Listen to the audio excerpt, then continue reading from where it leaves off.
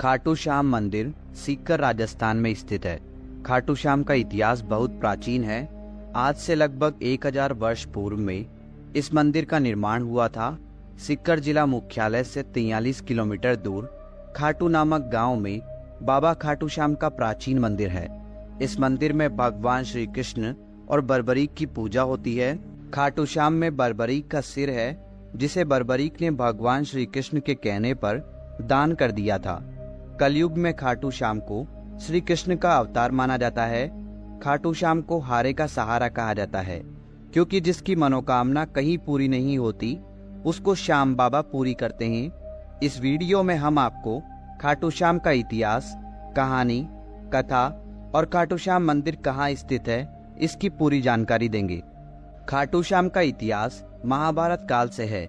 ये पांडुपुत्र भीम के पौत्र थे, जिनसे खुश होकर भगवान श्री कृष्ण ने इनको कलयुग में अपने नाम से पूजनीय होने का आशीर्वाद दिया था। खाटू श्याम जी का नाम बचपन में बर्बरीक था। घर परिवार, माता पिता और गुरुजन सभी इनको बर्बरीक नाम से ही जानते थे। भगवान श्री कृष्ण ने इनको अपने घुंघरालू बालों की वजह से श्याम नाम दिया था। खाटू श्याम जी को श्याम बाबा, दीनों का नाथ, कलयुग का अवतार, शीश का दानी, खाटू वाला श्याम, हारे का सहारा, लकदातार, नील घोड़े का असवार, खाटू नरेश आदि नामों से भी जाना जाता है। खाटू श्याम को मोरवी नंदन भी कहा जाता है। खाटू श्याम जी की कहानी की शुरुआत मध्यकालीन महाभारत से शुरू होती है। बलवान भीम के पुत्र का नाम था घटोत्कच। घटोत्कच का विवाह दैत्य राजा मूर की पुत्री कामक कंटकटा, जिसे मौरवी के नाम से भी जाना जाता है, के साथ हुआ था। मौरवी और घटोत्कच ने एक पुत्र को जन्म दिया, जिसका नाम था बर्बरीक। बचपन से ही बर्बरीक ने अपनी माता मौरवी और भगवान श्री कृष्ण से युद्ध कला सीखी। बर्बरीक ने भगवान शिव की तपस्या की, जिससे प्रसन्न होकर शिवजी ने उन्हें 3 बाण दिए। ये 3 बाण उनको तीनों लोकों में विजय दिलवा सकते थे। यह वरदान पाकर बर्बरीक बहुत खुश हुए।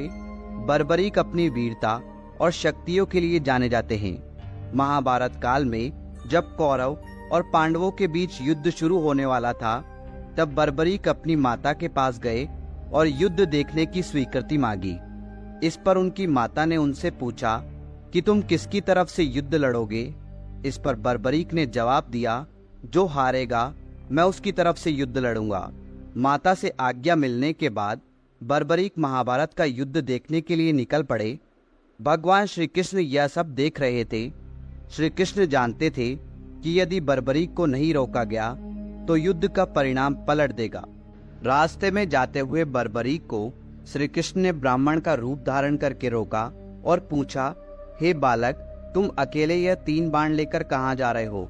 तब बर्बरीक ने जवाब दिया कि मैं महाभारत का युद्ध देखने जा रहा हूँ और इस युद्ध में जो हारेगा मैं उसका साथ दूंगा।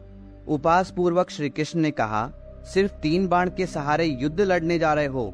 इनसे तो 3 सैनिक भी नहीं मरेंगे। यह सुनकर बर्बरीक बोल पड़े, हे ब्राह्मण, यह कोई साधारण बाण नहीं है। यह बाण मेरे आराध्य महाप्रभु शिवजी ने मुझे दिए हैं। 3 बाण तो क्या, सिर्फ एक बाण एक पल में युद्ध को खत्म कर देगा। हालांकि यह बात श्री कृष्ण पहले से जानते थे। बर्बरीक को रोकने के लिए श्री कृष्ण ने उनकी परीक्षा ली।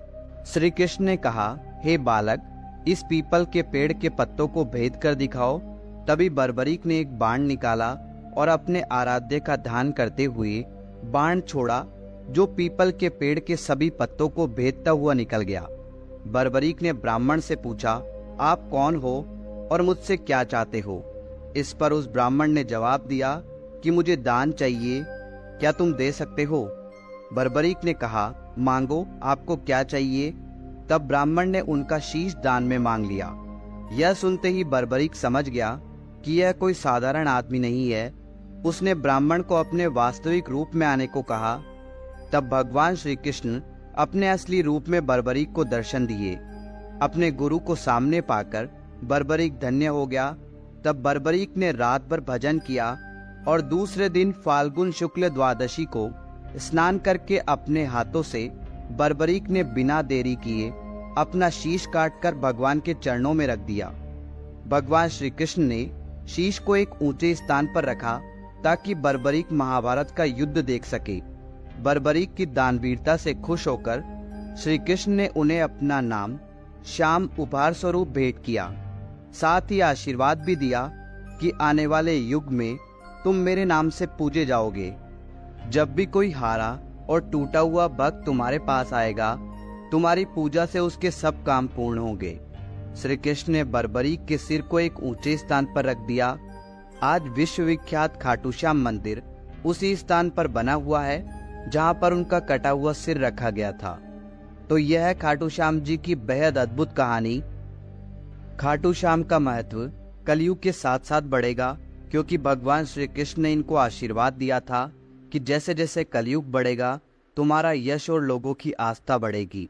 आज बाबा खाटू श्याम हारे का सहारा बनकर भक्तों के काम कर रहे हैं और उनके दुख दर्द का हरण कर रहे हैं। खाटू श्याम का महत्व इसलिए भी बढ़ जाता है कि इन्हें कलयुग का भगवान माना जाता है। आस्थावान लोगों के हर काम होते हैं और ऐसा कहा जाता है कि जो व्यक्ति अपने जीवन में अपने दुखों और कष्टों से घिरा हुआ है, अपने जीवन में हार मान चुका है, उसे एक बार अवश्य खाटू श्याम जी की शरण में जाना चाहिए। तो दोस्तों, उम्मीद करते हैं बाबा खाटू श्याम का इतिहास और खाटू श्याम जी की कहानी आपको बहुत पसंद आई होगी। कमेंट बॉक्स में खाटू श्याम धणी की जय लिखकर कमेंट जरूर करें। धन्यवाद दोस्तों।